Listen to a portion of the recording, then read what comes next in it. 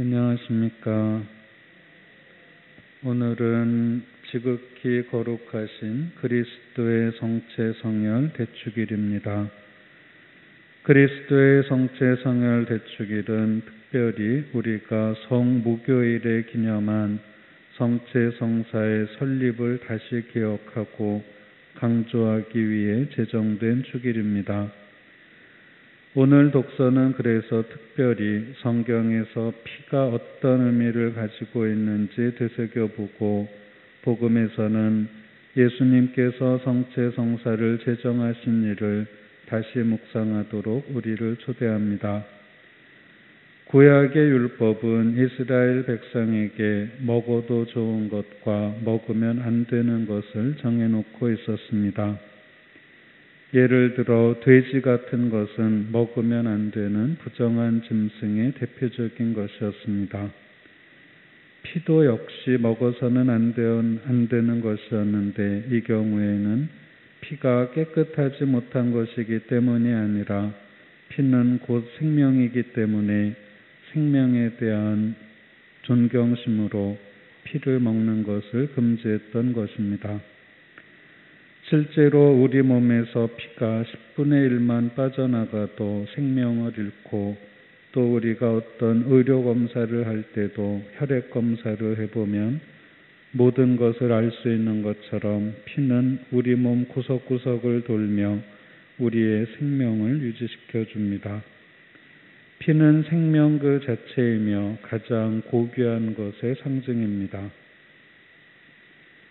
예수 성심성월 기도문 중에 주 예수 사랑 깊은 펠리칸이여라는 구절이 있습니다. 펠리칸은 우리도 알고 있는 새입니다. 부리가 크고 깊어 부리 안에 새끼에게 줄 먹이를 담아가서 새끼에게 먹이는 새입니다. 그 생김새를 보면 약간 우스꽝스러워 보이기도 하는 그런 새입니다. 그런데 교회에서는 펠리칸을 예수님의 상징으로 보았습니다. 실제로는 그렇지 않다고 하지만 어쩐 일인지 중세 때는 펠리칸이 새끼에게 줄 먹이가 없을 때 자신의 가슴을 부리로 쪼아 피를 내서 새끼를 먹인다는 전설이 있었습니다. 그런 전설 때문에 교회는 펠리칸이라는 새를 자신의 모든 것을 내주시고 피마저도 우리에게 마시게 하신 예수님의 상징으로 보았던 것입니다. 오늘은 마침 현충일입니다. 현충일은 전쟁에서 우리나라를 위해 목숨을 바친 분들이나 일생 우리나라를 위해 헌신하신 분들, 곧 우리나라를 위해 피를 흘리신 분들을 기념하는 날입니다. 예수님께서 인류에 대한 당신의 사랑을 증거할 방법이 당신 피를 흘리시는 것 말고 없었듯이, 우리 신앙의 순교자들도 자신의 신앙을 증거할 방법이 목숨을 바치는 것 말고는 없었습니다. 우리나라를 위해 일생과 목숨을 바친 순국 선열들도 때로는 목숨으로, 때로는 자신의 일생 전부를 바침으로써 조국에 대한 사랑과 존경을 드러내었습니다. 그러나 우리는 너무나도 쉽게 그분들의 희생을 잊고 삽니다. 그리고 누구를 순국선열로 공경해야 하는지도 혼동하고 삽니다. 순국선열은 높은 지위를 누리고 살다가 세상을 떠난 사람이 아니라 희생을 바친 분들입니다. 전쟁터에서 목숨을 바친 이들, 그리고 일선에서 몸소 온몸을 바친 분들이 순국선열입니다. 나라를 위해 목숨을 바치는 것이 영예롭게 존경받지 못할 때 그 나라는 쓰러지고 맙니다.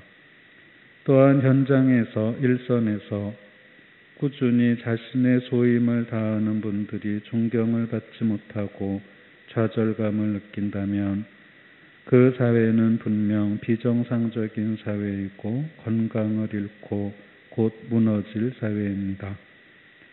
오늘 지극히 거룩하신 그리스도의 성체 성혈 대축일을 지내면서 또 현충일을 맞이하면서 특별히 우리나라를 위해 목숨을 바치신 선열들을 기억하며 감사하는 마음을 가져야 하겠습니다.